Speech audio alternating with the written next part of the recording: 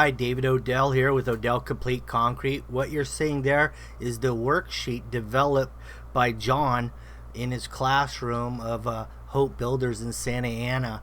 Basically, this little questionnaire or test is for the students, and he based it upon one of my videos, how to form a foundation. And what we're going to be talking about throughout this course, and it's set in his classroom, and he's going to also be showing it on the overhead, my YouTube video, and he's going to ask questions as I go through speaking about it, so you can actually join in with this classroom. Basically, it's how to set up a foundation, and that's what this course right here is. He's going to utilize that video in teaching them about setting up and learning what it takes in a class, in a foundation setup. Thanks, and let's get into the class. Okay, we're going to review the questions, then we're going to watch the video, and this is way more than I could have ever hoped or imagined. You guys have had 2 days on the job. Now, third day in here doing, and we're not even done yet. All right, we were talking about the finishes he's going to teach you this afternoon when we get out there with the broom and the rock salt. Are we going to do rock salt, David? Do you have rock salt? Yeah, we're going to do some rock salt. Okay, cool. We're going to do a sand wash, exposed aggregate, different colors, and we're going to do some stamped. Sweet. 36 years in this industry, guys. Do you know how many times I've done what he's teaching you today? Zero. I've never done this stuff. Okay, so you guys, I'm telling you, you guys are getting an education beyond anything any student has ever gotten in any college or trade school. Trust me. Okay, so this is really, really cool. So anyway, we're gonna do the video assignment.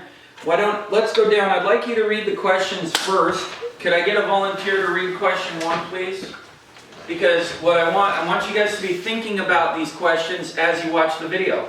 I don't expect you to catch all of them, but as you catch some, write them down. Christian, would you read number 1, please? What two methods does Mr. Odell use to ensure that his corners and building are square? He uses the blank method and measures the blank. Okay, cool. So be thinking about that. He's going to talk about that. He's going to explain what the method he uses. And by the way, they're in order. Okay? Number 1 starts at the very beginning of the video. Number 27 is right near the end. Cool. All right. All right. Number 2. Who would like to read question 2? Go ahead, Al. How far back from the building lines does David run his stakes in order to ensure they are out of the way when he begins excavating blank feet? Okay, so we're going to look at how many feet Mr. Odell holds his stakes. Remember yesterday when I showed you how to build a batter board? Do you remember what I was talking about? Do we put the batter boards right at the corner? 5 feet. No, we put it 4 to 5 feet back from the corner so that the excavator, the backhoe can get in there, do its job without disturbing our batter boards. Okay, so Mr. Odell is going to tell you during the video how many feet he places his stakes. Number 3, go ahead, Esteban, thank you. That's what you get for stretching, as I asked. What is the little tool that David will be using for the excavation? Ah, little tool. Is it in caps? Yeah. Do you think that might be an ironic statement? Yeah. Okay, so look for the little tool he uses to excavate the footings. Ben, would you do number 4? Why are the footings 30 inches wide at the corners for a blank panel? Okay, so there's a reason why. David explains why the panels or the footings are 30 inches wide at the corner. So just look or listen for him saying why that is. Who wants to do number 5? Typically, how wide are the rest of the footings for the garage? Okay, typically how wide are the footings for the garage? Great. Number 6. What do the string lines represent? What do the string lines represent? Yeah. That's good. You already have kind of an idea what they represent because we did it yesterday and we talked about it yesterday. Okay, number 6, guys. Who read that? What part do you want? The whole thing. What is that? Newport Beach, you said, or Costa Mesa. Costa Mesa? Here it is. Here's part 2. We want. Part 1 or the whole thing? Yeah, I think they're divided. This isn't your site though. This is just what came up on YouTube. Do you want to go to your site? Would it be on there as a single piece? No. Oh, okay. It'll always be Okay. two parts. Maybe I did watch it in 2 parts. All right, number 7, David. Porfas. What type of slab slash floor will this foundation be? It will be blank. Okay. So, what type of slab is it going to? Okay. He uses a term for the slab because you pour the footings and the slab together. That has a specific name to it. Okay. Sometimes you pour the footings and the stem walls, and then you pour the slab in between later on. Okay. But David pours it all as one piece. And there's a name for that, all right? All right, thank you, David. Edmund, you want to do number 8? You don't have a.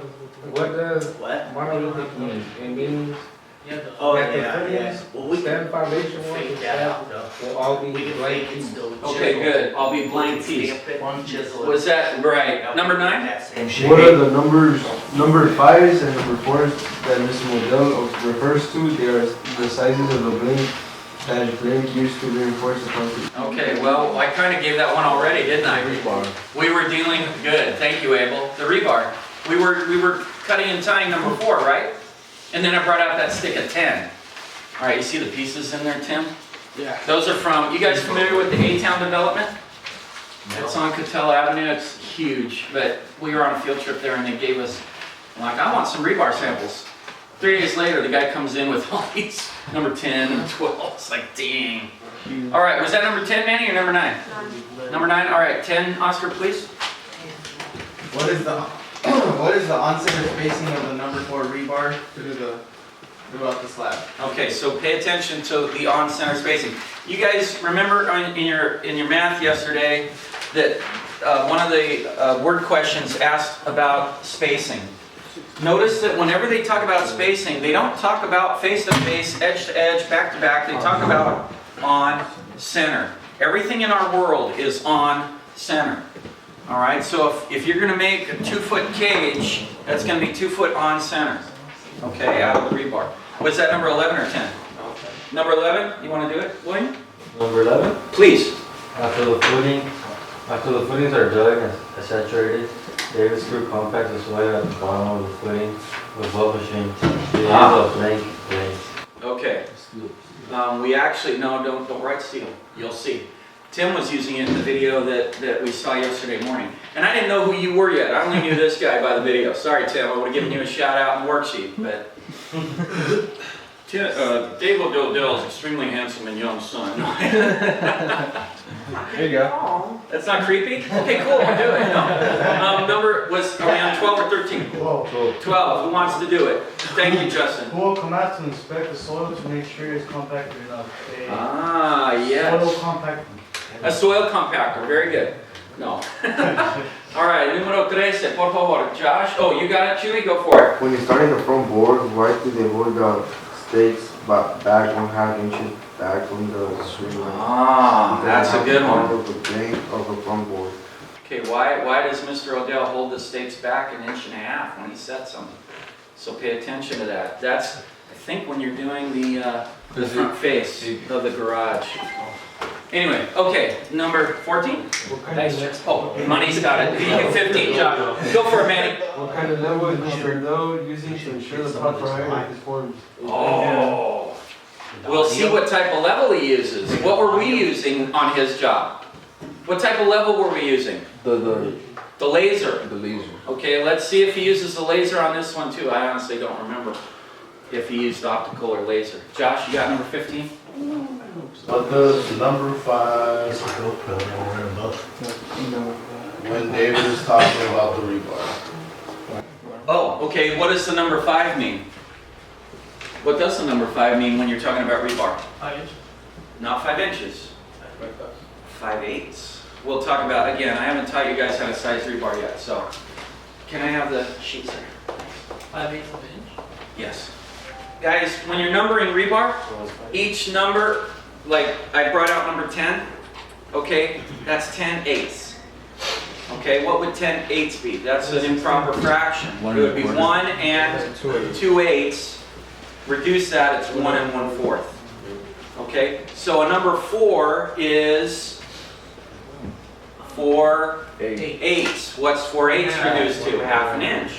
Number 5 is 5/8. 5/8. That stays that way. Okay, it's pretty easy, right? I believe it goes up to number 20. That is freaking, so imagine twice as big around as the biggest ones in that bucket. That's some big freaking rebar. Okay? That kind of stuff you don't carry, you use a crane. Alright? Yes, sir? Is that in the bridges or? Yeah, and like at the A-Town project. So, alright, what are we on? 16? Yeah, you want to read? Please, thanks, Oscar. How thick is the viscid barrier they install under the slab? Blank, middle, Blank mill, 6 or 100 or 1,000. 6/1000ths of an inch. Okay, and that word right there is a weird word. It's visqueen. Okay, you guys, the plastic we were using today, guess what it's really called? Visqueen. That was 4 mil visqueen we were using out there.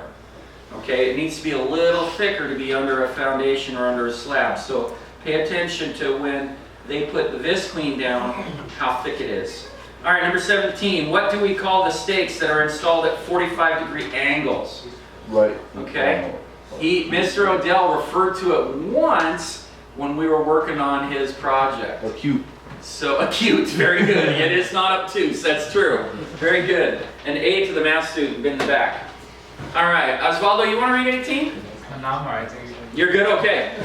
What is David? Ben. Oh, never mind. Who started? What is David talking about when he refers to a 16 duplex? Duplex. You guys, you found out about that yesterday.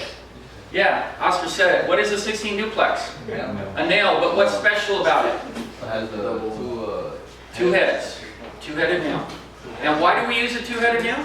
take out easier. So we can pull it back apart. We use it for temporary construction. Okay? Mario, you feeling like reading number 19, or are you good? I'll read it. Okay. What are the little gray blocks called that keep the rebar off the ground? Oh, you must have used them on this one. Yeah. Oh, he just gave it away. Here, guys, I'll write it up because it's a weird word. But they're made out of concrete themselves, or like a mortar material, but they're dobies. Dobies? Yeah, dobies. Okay. I had some dobies, I don't know what I did with them. All right, number 20. How thick is the slab supposed to be? 4 inches. Oh, that's a good guess. We'll see. He'll tell you on the video. 5.5. Okay, number 21.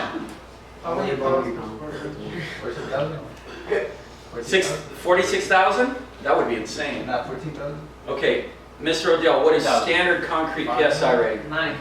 For residential, it's about 2,500 psi. 2,500 PSI. Well, wait. He'll tell you in the video. Sometimes he uses higher PSI. Guys, you were using 4,000 PSI right now. Yesterday we were using 4,000 PSI. 4,500. Okay? 4,500 PSI. So we'll have to see what the mix is that Mr. Odell ordered to pour this garage. Okay? And he'll tell you in the video. Trust me, I wouldn't have asked you the question if he didn't. All right, number 22, John.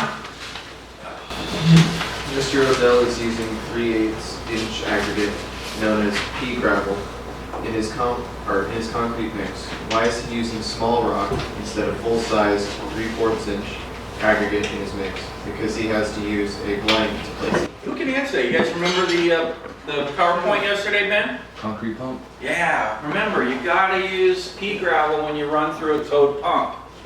Because otherwise the pump can't handle it and you're gonna be in big freaking trouble.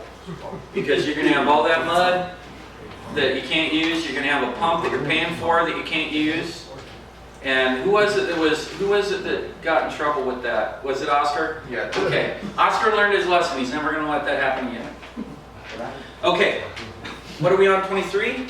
Esteban, you got that one? According to a rule, does a Oh, it's supposed to be according to David.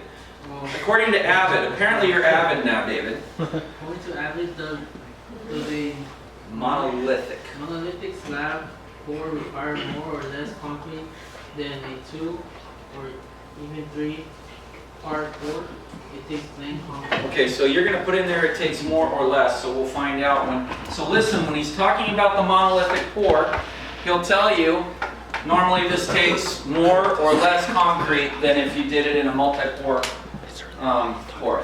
All right, number 24. Solomon, you got it? Monolithic pour requires more concrete, an example, first floor, then why would you do it? On Mr. Odell's job, a monolithic pour would save him about 9 days later. Okay, a monolithic pour is more expensive, but for the concrete. But Mr. Odell gives the reason why he spent the extra money, because it saves him labor. Guys, what's the most expensive part of the project typically? Labor. All right, so if you can save labor, we were just talking about this. For every $100 Tim makes working for his father, his dad has to pay $25 in workers' compensation. For every $100 Tim makes, he has to pay $25 in taxes. So for every $100 Tim makes, it costs his father $150. Okay, now if you add in benefits, it goes up even more. Okay, so it's expensive to do business, and that's the difficulty that men like Mr. Odell face when getting out there, getting those bids. Okay, because I'm sure Mr. Odell would love to double his prices. It would make it easier, right? He'd have a little more wrinkle room or whatever, wiggle room, so that he could, buy more equipment, get Tim that work truck he wants so bad. Okay, but what would happen if Mr. Odell doubled his prices? Nobody would hire him. Okay, so that's the struggle. Okay, of being your own boss, being. I know it because I was a general contractor for years. It's very hard to do, but when you're good at what you do, guess what? You'll get to work. Okay. I had Mr. Odell. Do you have a waiting list right now? Yeah, right now I'm about 2 months. 2 months out. So he's got work for the next 2 months. All right, that's beautiful. Now they would say, wait a minute. So after 2 months, you've got nothing. Yes, but in that 2 months, how much more work will come in? Okay, you just keep going because he has a reputation as an excellent concrete contractor. The work will just keep coming. Okay. So now you see what I say about your reputation. How important is your reputation, Mr. Odell? That's the most important thing. Yeah. And especially with social media, everyone knows everything you're doing all the time. Can you explain you talked to me about what happened with Robertson's. Would you explain that to these guys? Because that was a personal discussion. Yeah. Talk about reputation, guys. Robertson's Ready Mix, for instance, I did use them pretty regular. They're probably the biggest concrete company supplier in the area. And I used them. I had one concrete job fail. The next day it was completely cracked up, looked like, spider webs everywhere. So I called up Robertson, had one of their sales reps came out, and they said that, the concrete's great. You did something wrong in the field with it. Maybe you added too much water or whatever. So they blame Mr. Odell. Right. How long have you been doing this, David? Over 30 years. I don't think it was his fault. How would he make a mistake like that? Okay. You get it. Concrete always cracks. Yeah, it's gonna crack. But this looked like this was a lot of cracks. Yeah. But anyway, it ended up what happening with that deal was I lost the receipt. Well, at least I thought I had lost the receipt. When I called them, I said, hey, can I get a copy of my receipt? What happens when you get concrete delivered? The driver writes on the ticket how much water was added to the concrete, on the job site.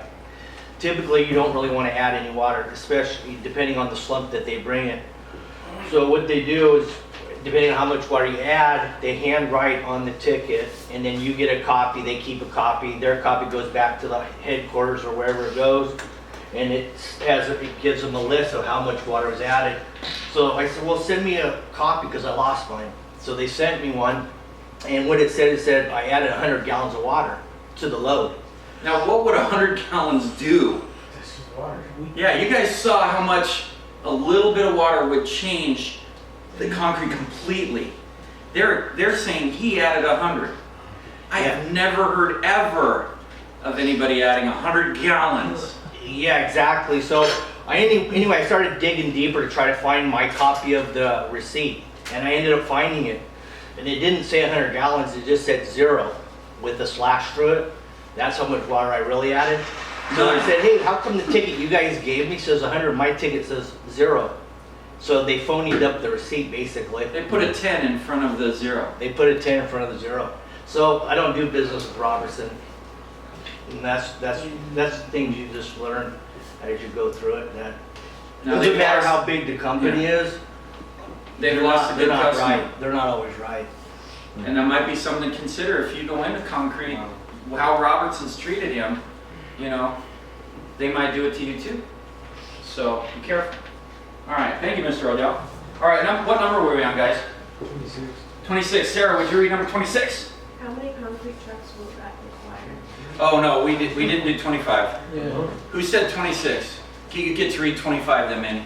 How many cubic yards of concrete did the garage foundation require? Okay, remember concrete is, we always estimate it, pour it, order it in cubic yards. Mr. Odell will tell you how many cubic yards he ordered for this job.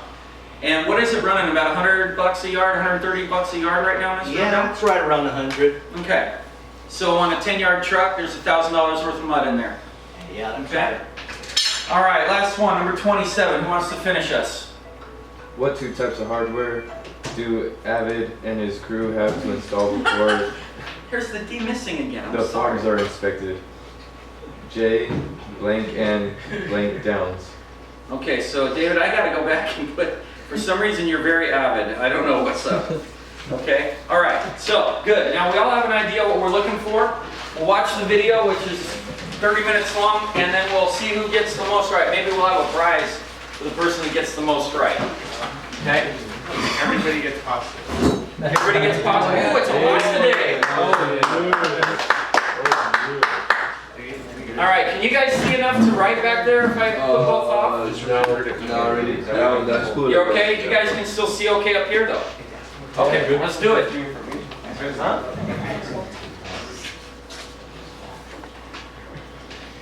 Here we go.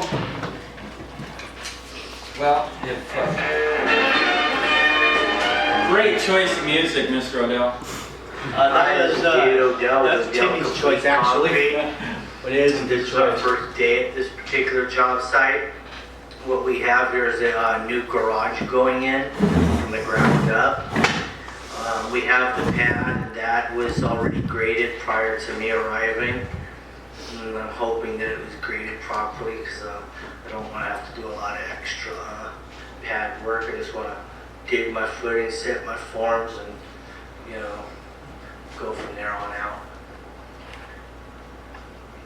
So we're going to see what happens once we start putting some level lines up, some elevations, and we're going to go from there. But here's your look at your drawing. This is your basic garage. It's a 24 by 24 feet 6 inches. Excuse me, that was perfect number.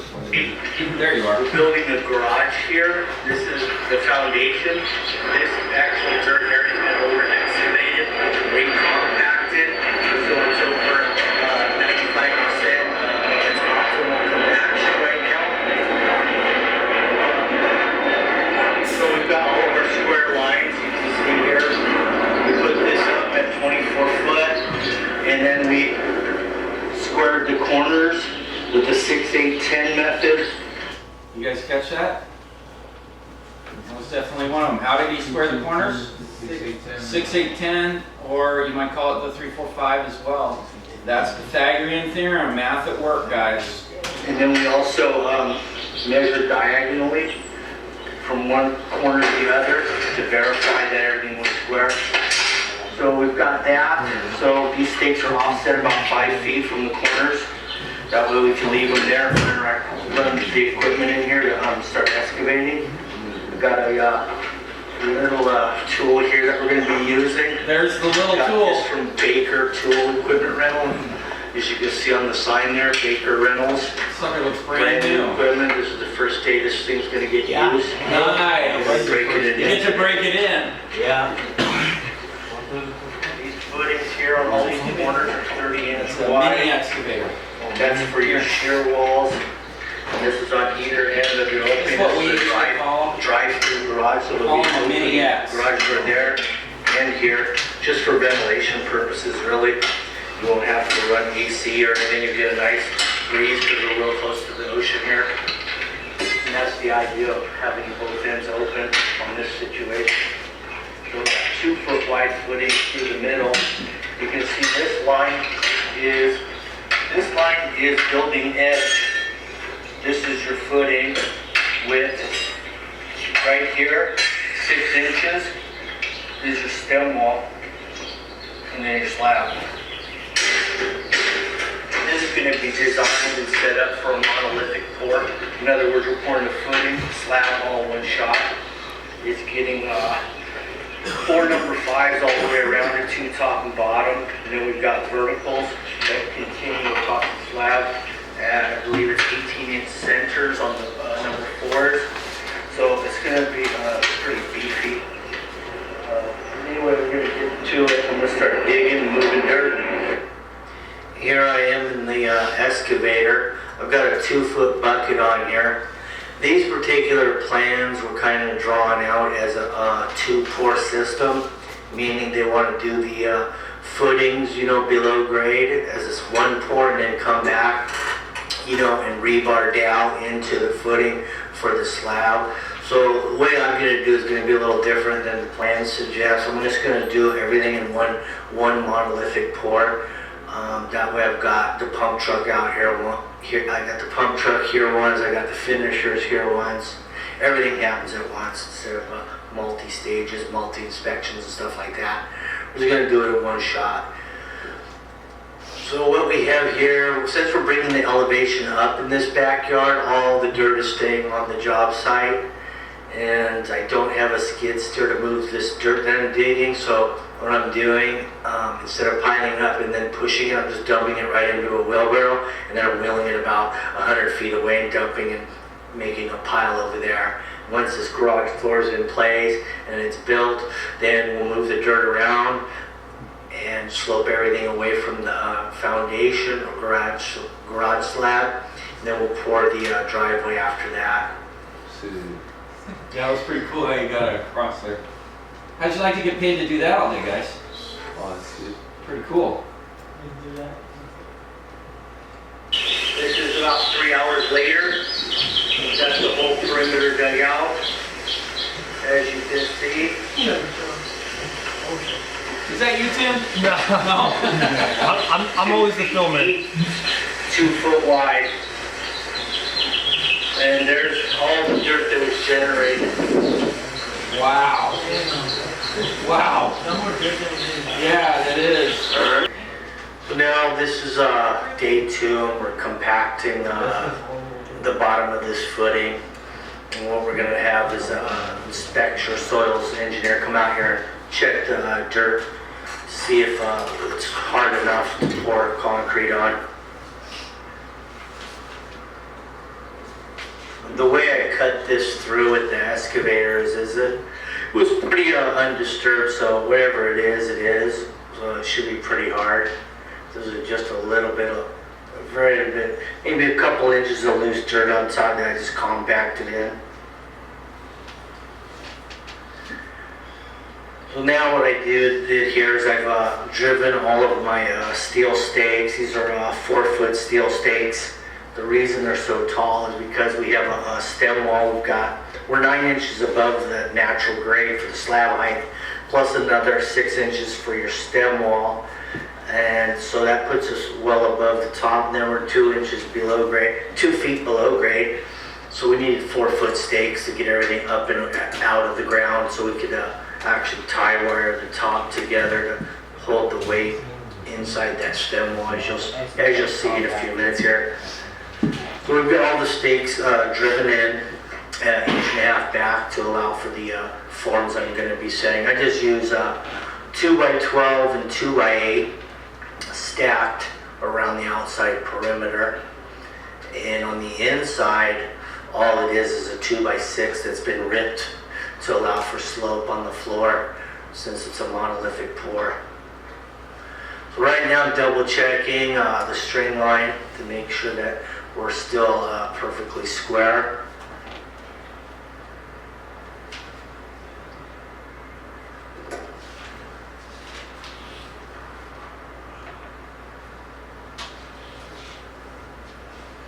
On the corners, each one of these corners, actually the footing gets a little bit wider. It gets up to 30 inches wide for about 6 feet in on each corner.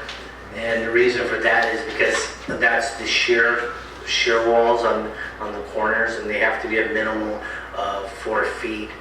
So 12 feet, they have a high point in this garage, and it slopes both directions. It slopes up. From half of it slopes out of one garage door, the other half slopes out of the other garage door. And it has 3 inches of slope and 12 feet, so it's pretty much maxed out with the slopage. So I mean, you could do a lot of stuff in this garage. You could hose it out really easily. Where it goes after that's another story, but we're most likely going to go into some drains and what. Man, those are some big form boards. Those by 12s? Yeah, 2x12s and 2x8s. Oof. So I got this 2x12 in across here, and I said, well, you know, the concrete's going to probably blow out the bottom and up, mushroom up on the outside. So I threw a 2x4 underneath this 2x12 just to retain some of the excess concrete from blowing out. And then also, if I get a form locked in, I'm only going to lose a 2x4 instead of a 2x12. So it's good if you can throw some scrap at the bottom. That it's not a biggie if you end up losing it. Do you guys use that engineered stuff, David? Here's these little tails that stick out beyond. Usually, yeah, if I'm going over 2 feet, I'll get plywood or wood for shear built strength. panels. It might have some design element to it as well, but I'm not real sure. Is that a rigid skill saw? Yeah. How do you like that thing? It's okay. I like skill saw better. Yeah, skill saw. That's. Yeah, because well, the skill saw has a wider guard. They're going to use 6 inch deeper lumber guard. on this wall. So when you're pushing against something, right? You don't slip underneath it. Like that, and lock it. Right. You can, yeah, that one will slip under stuff. Nailing just some basics. Stakes on the top just to hold my gap. Tim, where are you? Just right. Filming. 6 inches. Oh, okay. That'll also I don't think I've seen you. concrete when it goes in. I got my head shaved too, so I look a little different. Really? Well, kinda. It's a buzz cut. I'm not guy with the Driving hair. some 16 duplexes in these corners here. 16 duplexes. Where have we heard of those before? Some areas I may use some screws. Just depends on the overlap and the condition of the lumber. Look at, there's the same box we have too. If I've got a good overlap, You went to Home Depot, didn't you? 16 duplex, I'm not worried about splitting the wood. Or Lowe's. If I'm cutting my Which stuff one? flush, a good chance. the box of nails? The box of nails. 16, so that 16 is kind of worthless. So in some situations I'll go with screws. And I think I run into that in a couple of areas here.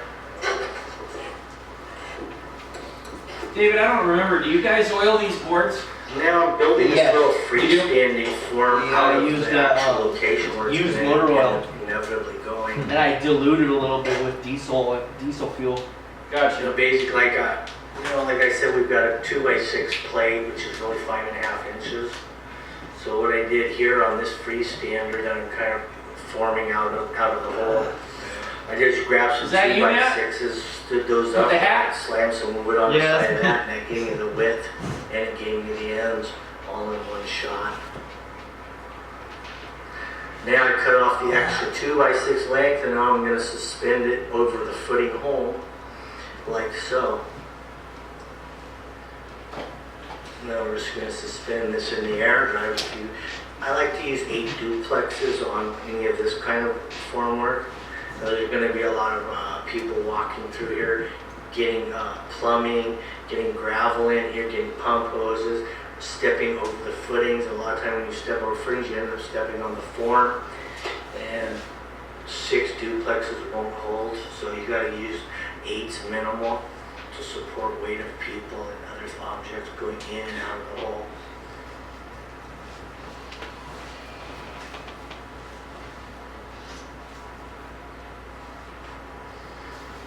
So this is my inside form. You can see I've already ripped it, so it's tapered. This is where that board ends is the high point, and that's at 2 inches, and then the other end of this board I left at full height, which is because it was a 2x6 I ripped. So I got 2 Okay, on one Solomon? side and then the balance on the round, 2.5 in the middle, and then 5.5 at the other end, so that gives them the 3-inch slope. Bless you. Bless you. Also, this is a good guide that I can rod the slab, You guys see how Mr. Odell has ripped the boards so they're thicker at the ends and they taper to top of that board, the center? top of stem wall, which is So the slab for the garage is going to slope both ways, towards the front and the back. Why do you slope a garage floor? What difference does that make? Keep it from flooding. Well, when your garage floor is dirty, what do you do? There's your returns on the other side. You hose it down. Garage door opening. David, you gonna be okay? Hang in there.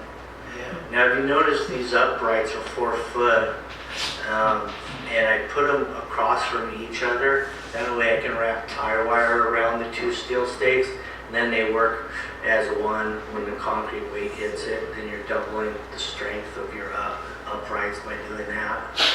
Now again, they make this look real easy, guys, but Now this we're is probably not some number easy at 5s all. in here. I'm just going to suspend them from the top. See these stakes, wood stakes I have going across, these cleats?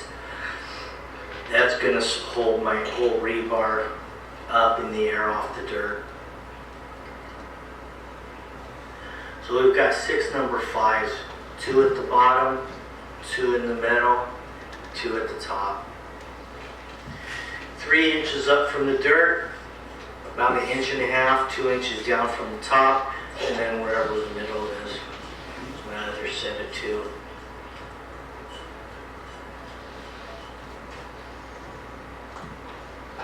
Not a lot of space when you're looking at 2 number 5s and a number 4 vertically through a 6-inch stem wall. I mean, there's really not much room for error if you want to keep maximum amount of concrete around each side of the rebar when you're pouring in this scenario.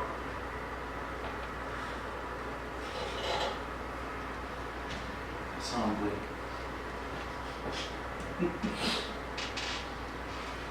Here's what it kind of looks like when it's getting hung, and then what you need to do is at least a 2 Yeah, I know foot that guy. that with 5/8 rebar.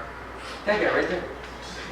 You can get down to John, I want to 18 one of inch those guys. on number 3 or 2 foot on number He's in 4. which one? Is he in the flat? Oh no, that's Mr. Odell. He's in the stem wall they hang the Okay. rebar for. I just threw some 3-foot wood stakes from the dirt to the top of the floor. I'm hanging the steel off of that.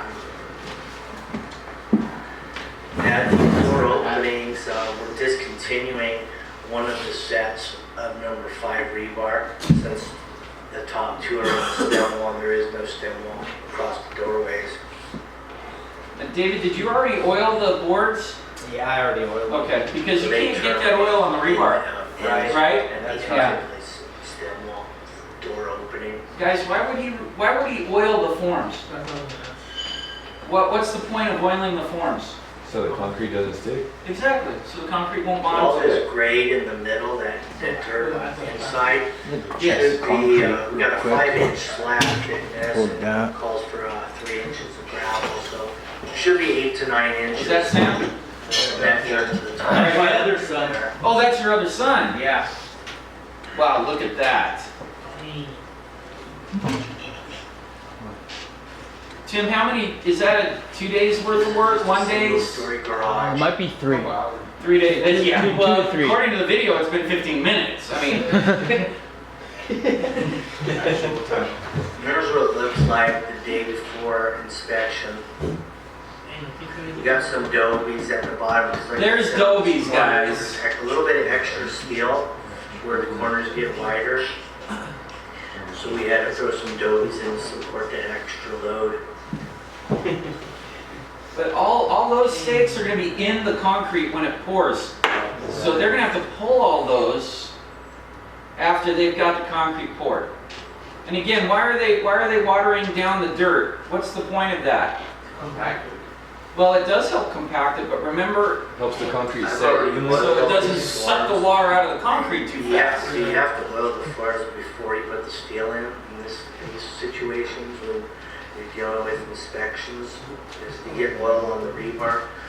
They don't like that too much, so even though it acts as a rust preventative, it doesn't adhere as well to the concrete. So try to keep the oil off the rebar whenever possible. Wait till you see when they pour this. This is freaking amazing. When you see how this comes out, it's kind of hard to visualize what the form's in. But wait till all the mud's in there and they've got this thing finished. It is amazing. But right now I've kind of got my kickers, my 45-degree angle stakes, every other upright. Did you guys catch the name of the 45-degree stakes? He just said it. Ran the stakes to that at this point. Kickers. We got it formed up, the skeleton formed up. Now we just got to beef it up a little bit here and there. Okay. We're starting to bring in the gravel here. It's just clean gravel.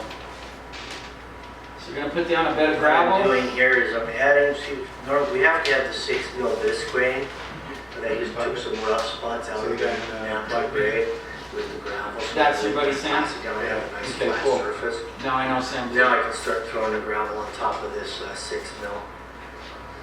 I like to let it overlap along the edges, and let it hang down a little bit into the footing. That way it's real obvious that it's there when you do get inspection. Okay, so 6 mil visqueen, that's the vapor barrier.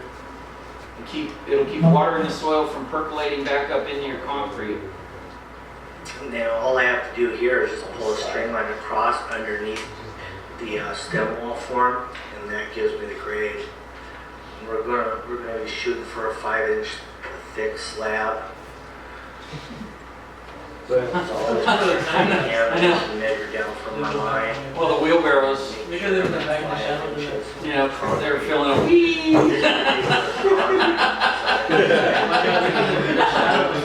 I know, you can see them working back there in the shadows. So since we're using the small rock, because we need to pump it from the front house, the opening to get between that property line wood fence that you see there and that house, it's only like 9 feet wide. Plus then you got the eave hanging over, so you can't get a truck back here basically without taking that fence down. Although we shouldn't laugh too much because you guys are going to be doing the same thing. We're using 3/8 400 PSI. Here comes Josh. We're running about a 9 sap. Hang in there, Joshua. Method here to get that PSI that it's calling for.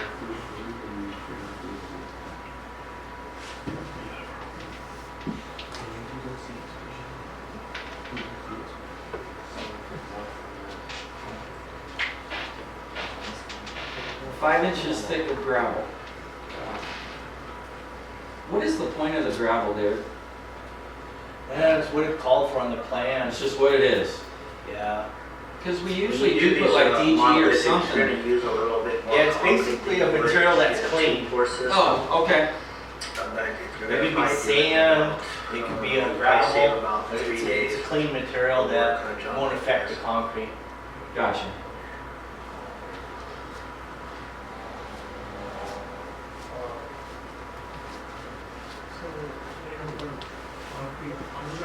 Yes, so now they'll put the steel in. You got to put the steel into the slab where the slab is deep. Yeah, he's got some sticks out there already, it looks like, and a bunch of them laying right there.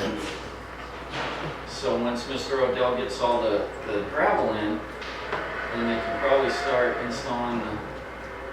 Is that your buddy right there with the big sombrero and the great? Oh, what's he?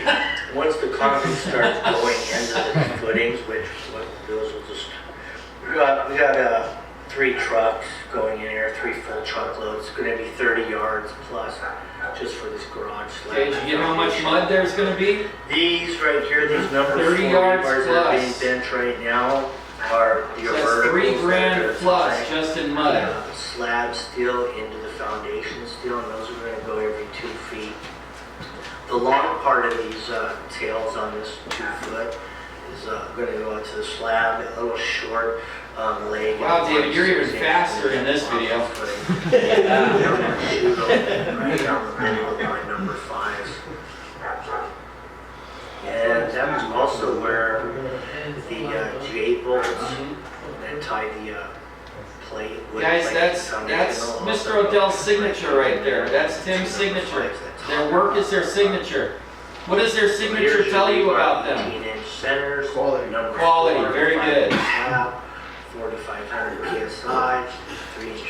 base, 6 mil-visqueen, 6 number 5 horizontals all the way around, and then you got number 4s, 2 foot on center vertically, and then every corner has an additional number 3 for, an additional number 5 for 6 foot long, and it also has number 4s going across. Oh, and you're putting dobies in there too. 5s at the bottom with these footings in each corner.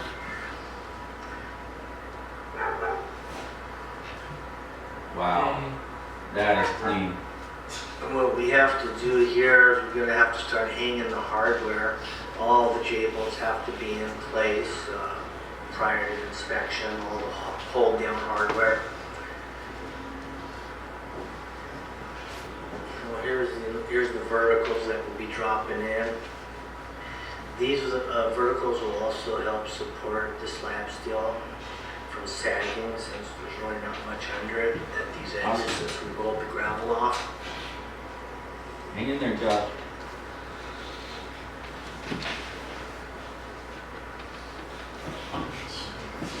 As we start to pour, we go around this thing with three truckloads. We'll start cutting a lot of the wire that's suspending all this stuff, and it'll hold itself as soon as the concrete starts going around it. Yep, 3 truckloads, 10 yards each. That's what it looks like when we follow the plan. Pretty impressive.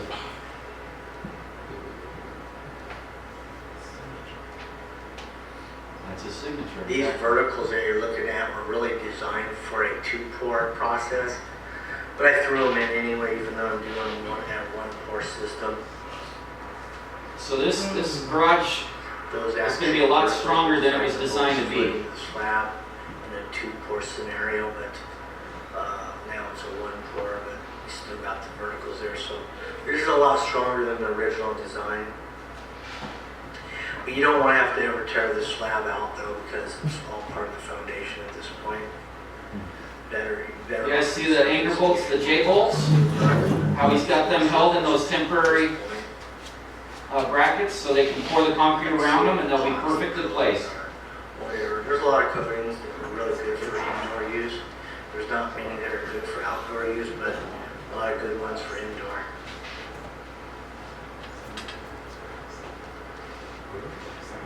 David, that's for using your screed, right? That stake you're driving in the middle? Yeah, that's just the elevation, the center. Oh, So I can okay. set up the screed pins. Screed pin, okay. And I've got my screed pin set up. Basically, I've got a high point in the middle because the slab slopes both directions out of both big doors.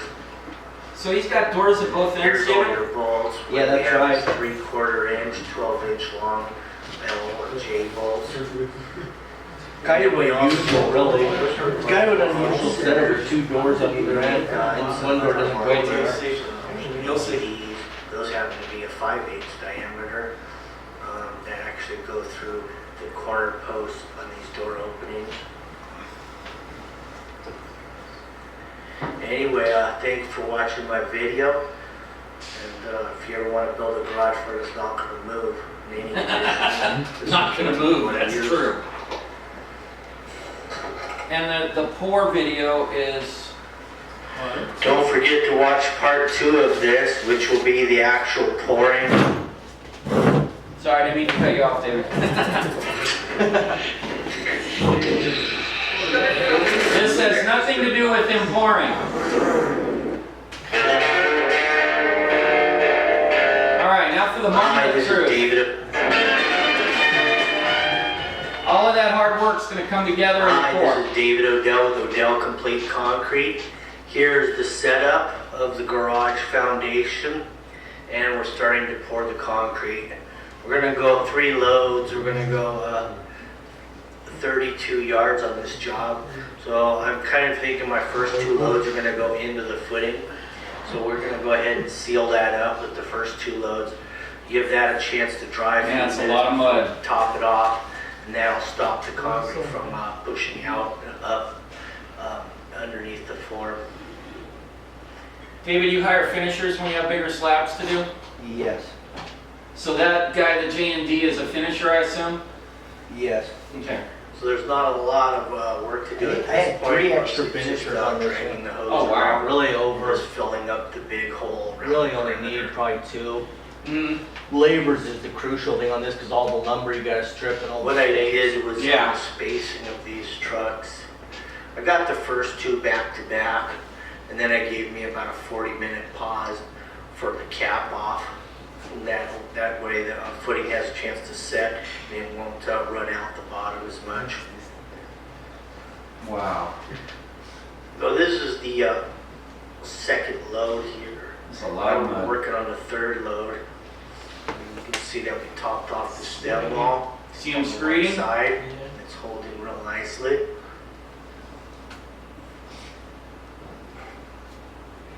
I've got a high point in the middle of this. This has a garage door on both sides, so it's basically like a drive-through. And there's a high point in the middle. It's 24 and 24 feet wide on the inside. So we have 12 foot, we have a high point.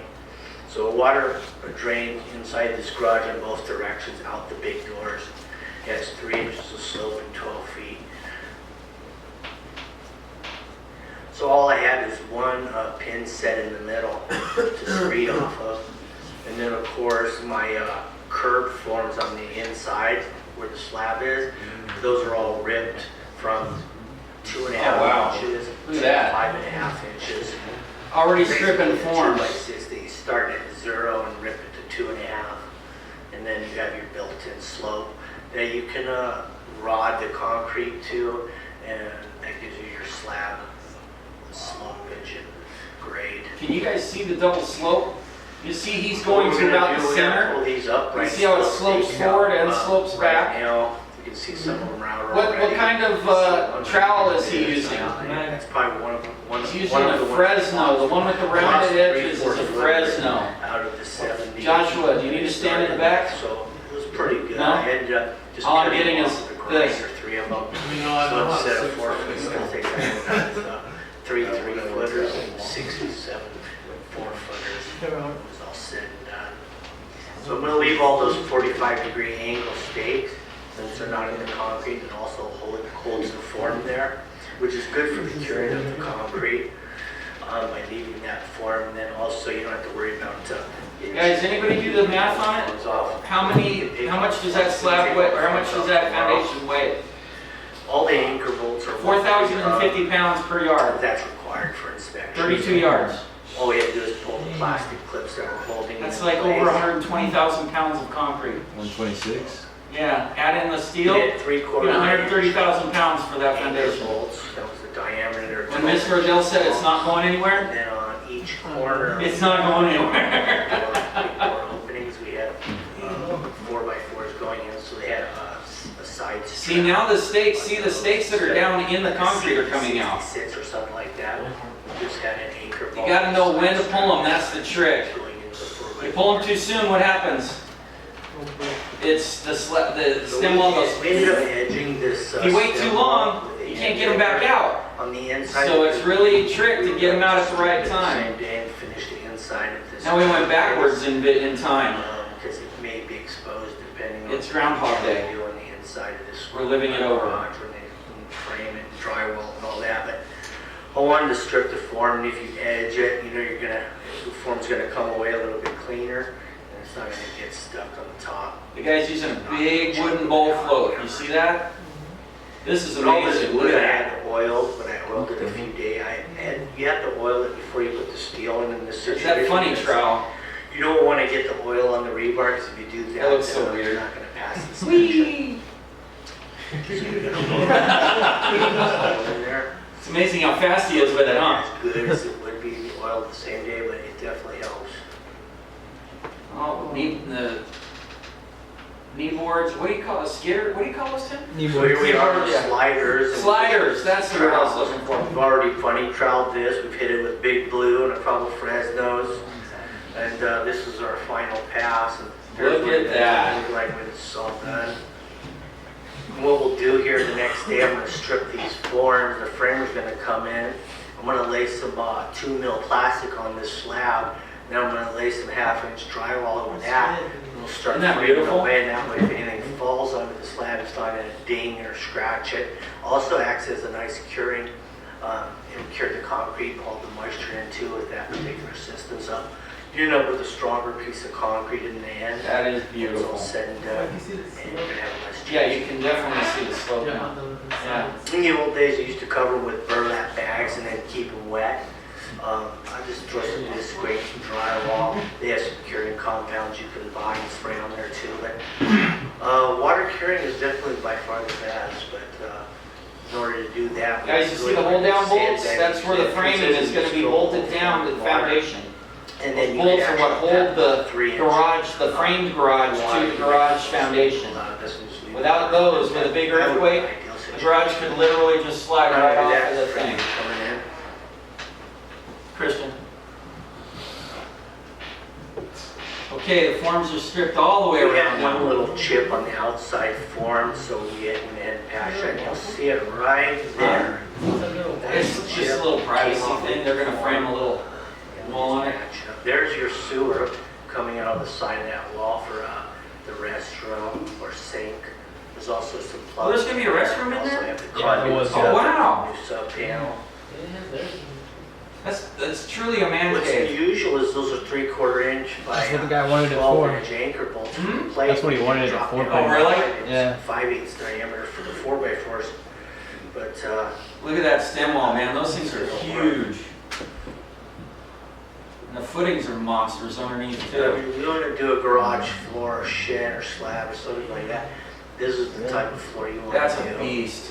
This will hold up under any conditions. All right. Now, before we go into Walt's here, and I think Mr. Anyway, Odell thanks for watching. is Oh, there's checking. a freestanding wall. That'll tie in on the top. That has a little breezeway thing there. Thanks for watching. Don't forget to subscribe. I have only subscribed to one channel. Do you have a picture of how did it come out? How did it add up or no? No, I didn't. I Okay. tried like. Let's go over it. We'll turn it in, and we're back in the shop. Was working. All right, number one. 6, 8, 10. Number one, I heard somebody say 6, 8, 10. Thank you. And they measure the diagonals to see if you have a square corner. Oops, sorry. Hope nobody got scared real quick there. I did. Okay, I'm sorry. I'll ask Alex to hold your hand. He's like, no, you're gonna be scared. Yeah. Okay, so number one is 6, 8, 10. I call it 3, 4, 5. Some guys call it 6, 8, 10. Guess what? Same thing. Okay, and we'll learn about the Pythagorean theorem tomorrow because you guys are gonna lay out. We're gonna get out some chalk lines, and you guys are gonna actually lay out square corners out in the parking lot. So I'm going to teach you how to build huge triangles, right triangles. And the key thing is that danged 90-degree corner. Guys, once you have lines that are perpendicular to one another, you can lay the whole building out from those two lines. All right, we call it paralleling. You just parallel off those lines, parallel off those lines. Okay. Perpendicular is 90 degrees.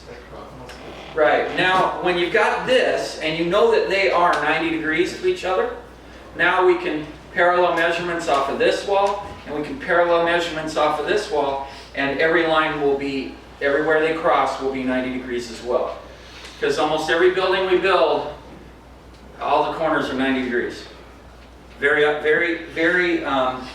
not very often that we have, 45s or radii or something like that. Unless you're building customs. We actually built turrets into houses before, and they're round. And that, boy, you want to talk about a trippy thing to frame.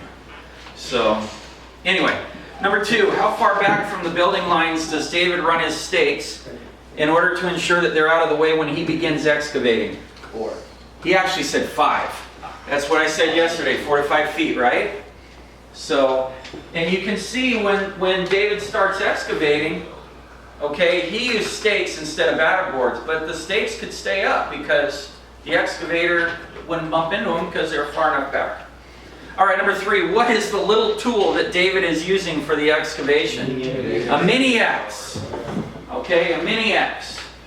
That is what we call it in the industry. So, you know, oh, it's a miniature excavator. No, it's a mini X, yo. Okay? Again, you know, if you want to be taken seriously as a professional, you need to talk like one, right? So if you call that, oh, look at that, it's a baby excavator. No, it's mini. And shovels look identical. The difference is an excavator scoops and draws back to itself. A shovel scoops away from you. Okay, we don't use shovels. They use shovels for mining. They don't use them for construction typically. We use excavators. Okay. All right, number 4. Why are the footings 30 inches wide at the corners? Ah, very good. For shear panel or shear wall. Okay. You'll see next week when we do framing that when we put plywood on the face of a wall, it's called shear paneling. And it's to help the wall resist forces that make it want to rack back and forth. Okay? Shear, S-H-E-A-R.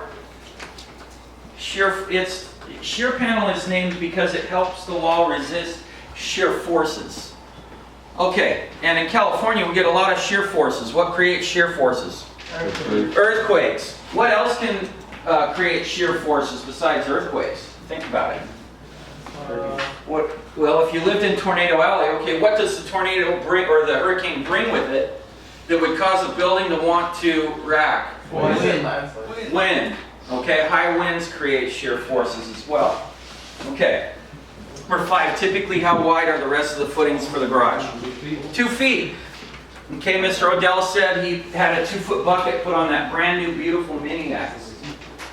Tim, do you get to operate it all? Or does your dad hog it? Yeah, he hogs it. He hogs it, okay. That would be me. Whenever there's heavy equipment around, screw y'all, okay? It's mine. Okay, I don't care. All right, number 6. What do the streamlines represent? The building lines. Building lines. Yeah, what was 5? 5 was, 2. Okay, 2. I'm sorry, did I skip it? No, 2 feet, yeah. Because I said he had Mr. Odell put a 2-foot bucket on the mini X. All right, number 7. What type of slab or pour will this foundation be? It will be a monolithic pour, okay? Guys, what does mono mean? One. What is a lith? You ever heard of Stonehenge? It's made out of megaliths. Big stones or rock. A monolithic pour means one stone or one rock. Concrete is considered artificial stone by many. So one pour, one rock, okay? You're making it all one piece. So you want to blow your boss's mind when you get out there on the job site and you're forming it up and you go, hey, is this going to be a monolith or a 2-part pour? Huh? How do you know about that yet? I said, that's right, because I went to the Odell School of Concrete. Thank you. Okay. Number 8, what does monolithic mean? It means that the footings, stem, foundation, walls, and slab will be one piece.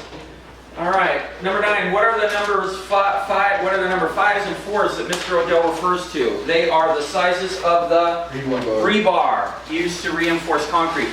By the way, what is rebar short for? Reinforced bar. Reinforcing bar. Okay. And why does rebar have those funky grooves on it? The ribs. It's so it mechanically locks into the concrete. Okay, if it was smooth and you moved the concrete, the bar could feasibly wiggle back inside its own hole. But with those ribs on there, it can't move. All right, number 10, what is the on-center spacing of the number 4 rebar throughout the slab? 18. Was it 18 or was it 24? 18. Was it 18? Okay, so 18 by 18. A foot and a half by a foot and a half squares. Okay, number 11, after the footings are dug and saturated, remember you wet them down so they don't suck all the water out of the concrete. Although, do you want standing water in the bottom or you just want it moist? You just want moist. Standing water, the inspector sees that, he won't be very happy about that. Okay? Okay, after the footings are dug and saturated, David's crew compacts the soil at the bottom of the footing with what machine? They use a Plate compactor. plate compactor or a vibro plate. V-I-B-R-A. A vibro plate. Or vibrating plate. Okay. Tim, you ever sat on that thing and let it just go? No. There's videos of guys on YouTube doing it. Really? The ones that have the foot that goes pop, pop, pop, pop, pop. You lay it down and sit on it, and it'll actually scoot itself like an inchworm along the ground. Really? Oh, we don't have one of those. Is that vibro plate yours that I see in the video? Oh, well, we have the ones that we just kind of like the push. Are you talking about the one Right. like a jackhammer style? I was talking about the one first that you were talking about. Then I was talking about the No, I haven't tried that. next video. No. Okay, number 12. Who will come out to inspect the soil to make sure it is compacted enough? The inspector. Okay, and remember, who is God on the job site? Little G. Jesus is God. No, the inspector. They can make or break you. Does your dad ever argue with an inspector? No, he just does what He does what the inspector says. That's smart. Okay? All right, number 13. When installing form boards, why do they hold the stakes back 1.5 inches from the string line? Because they have to allow for the thickness of the form boards. Width works. Did you meet Brittany and them? Yeah. Okay. Tim, you single, bro? No. Ah. This is what I mean in a minute. She bad. I seen her. Your name's Brittany. Okay. All right, number 14. What kind of level is Mr. Odell using to ensure the proper height of his forms? Was it a laser? I didn't see that part. I was out there. It was a laser? Okay, it was a laser. A laser. All right, number 15. What does the number 5 blank? Oh man, there's another typo. When David is talking about the rebar, 5/8 of an inch. All right, how thick is the Visqueen vapor barrier that they install under the slab? 6 mil. That's 6/1000ths of an inch. Okay? Have you seen the Rhino stuff that's yellow? It's like 10 mil. Really thick. They use that in production a lot. All right, number 17. What do we call the stakes that are installed at 45-degree angles? Kickers. Number 18. What is David talking about when he... Oh, we already got that one. When he refers to 16 duplex, that's a double-headed nail. Number 19. What are the little gray blocks called that keep the rebar off the ground? Dobies. How thick is the slab supposed to be? What was it? Was it 6 or was it 5? Yeah. It was 5 inches. Very good, you guys. I didn't even catch that the second time through. Yeah, All right. it's usually 4 to 6, but in this case it was 5. Interesting. You never know what whoever's drawing the plan, everyone's a little bit different. Or they want to be different. So, hey, I'm the guy that does 5-inch slabs. Oh, I think that's Peter, I was Sam. Yeah. Anyway, architects, they're so vain. Just kidding, Brian, if he sees this video. Brian Muehlbauer is the principal of Studio 6 Architecture. You guys are going to meet him soon because he's going to come and talk to you guys. All right, number 21. How many pounds per square inch or PSI must the concrete withstand? 100. He said it. I thought it was 4,500.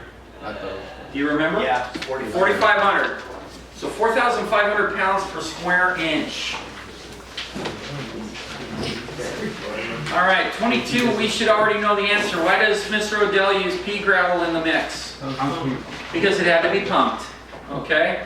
Because he has to use a pump to place it. All right, number 23, according to David, not Avid, does a monolithic slab or pour require more or less concrete than a 2 or even 3-part pour? Yes. Oh, it takes more. Do you know, have you ever figured out how much more concrete it takes? It's gonna take more when you do a two-part because you can't make everything perfectly square. You're gonna have all that roll off in your footings. Oh, it's gonna be less or more for us than from monolith? Monolithic is gonna be more concrete. Oh, it is more, okay, I had it right. Because you said when you try and do it in 2 pieces. If you do it in 2 pours, you're gonna save concrete because you can really skip on how Oh, gotcha. you can skip all your corner digs. You can backfill. David, What? nothing. We're all David. Oh, okay. Yeah, it's about backfilling because if you do 2 pour, then you can come in and backfill, you know, and get it really tight Right on. your grades. But how much time do you think it saves you to do a monolith? Because you gotta have everybody come back out for the second You're gonna pour. save a lot because it's 2 pours. So you're gonna have the concrete trucks there twice, you know. Then you're gonna have the pumper there twice, the finishers twice. Then you gotta do setup twice instead of once. So, you know, you're talking on that particular job, doing it that way, it probably saves you about a good $5,000. Wow. You see why I did it as a monolith. He spent a little bit more money, maybe a couple, $300 more to do it as a monolith, but he saved $5,000. Okay? How many days labor?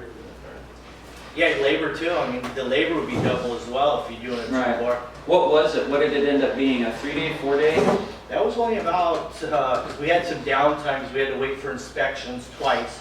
Soils engineer, and then of course the regular city inspector. So that was 2 days down right there that we lost. The actual work days on that job, we had about 4 days. It was quick. I had everything dropped, everything was staged, all the steel was dropped on site. The lumber, all from one company. I believe I used Roseboro Tool. They dropped all the rebar, Dobie's tie wire. As far as the lumber, I think they brought it all, the whole package, and dropped it. Was it Reliable or Home Depot or? It was Roseboro Tool. Oh, okay. I didn't Right know here they in sold. Orange. I didn't know they sold lumber too. Yeah, I think they're selling lumber now. Right on. With they changed ownership recently in the last couple of years, and they're doing a little bit. I mean, it looks more like the Home Depot or Lowe's. You walk in and do it now. Before it was just, you know, scattered. Right. They've gotten serious. Yeah, they got the prices went up too. Cool. The prices also. That's how serious it got. Yeah. Okay, guys, number 24, Mr. Odell just answered it for us. He said it would have taken about twice as long, right? Yeah, So it was a 4-day job, it would have been about an 8-day job. That's right. Okay, so it would have saved, he saved himself about 4 days labor. That's a lot of money, guys. All right, number 25, how many cubic yards of concrete did the garage foundation require? 32. 32 to be exact. It was 30 plus at the beginning of the video, but David had it down exactly at the end, right before the pour. It was 32 cubic yards. Remember, a cubic yard is a block of concrete 3 feet wide, 3 feet deep, okay, and 3 feet, well, this would be 3 feet thick and 3 feet deep. And how much does that weigh, typically? About 4,000 pounds, okay? All right, 4,000, so that pour was like 126,000 pounds.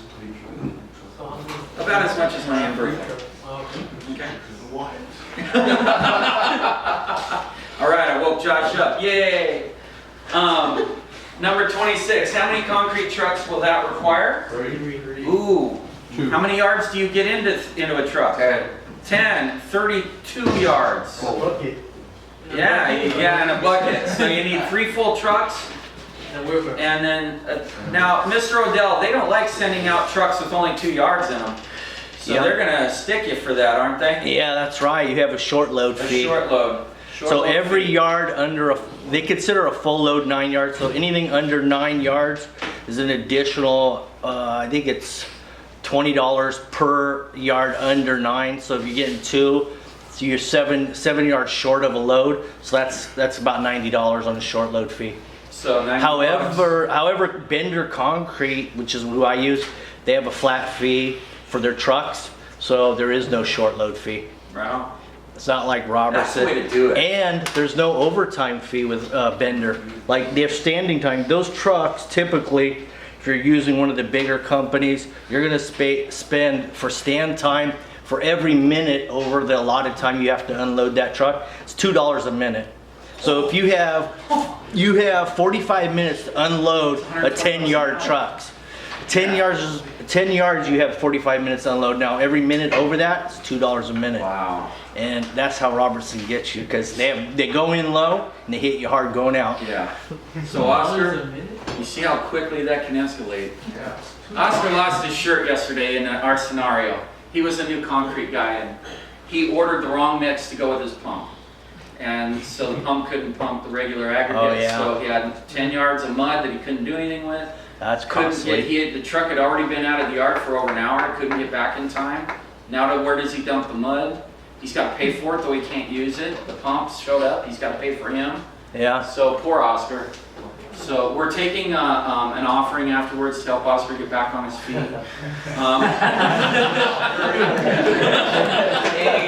don't know, it's the only word I can think of, okay? I know we're not in church, I'm sorry, okay? All right, it's a benevolence offering. Yeah. So is that 4 trucks? Okay, so yeah, it would have been 4 trucks, guys. Yeah, 4, because that extra 2 yards has got to come on another truck. Okay, number 27. What 2 types of hardware do David and his crew have to install before the forms are inspected? J-bolts and hold downs. Thank you, Oscar. Excellent. Guys, without those things and the earth starts shaking, our buildings will come right off our foundations. We found that out in 1994 with the Northridge quake. I made a lot of money putting houses back. They lived through without the hold downs, they slid off their foundations. Yeah, they went from a 1/2-inch diameter hold downs to 5/8. 5/8. Standards We 5/8 kicked it now up everywhere. to 1/8 of an inch. Yeah. All right, make sure your name's on them. Pass them to the center, and then let's head into the shop, and you guys can meet Brittany, Matt, and safety glasses.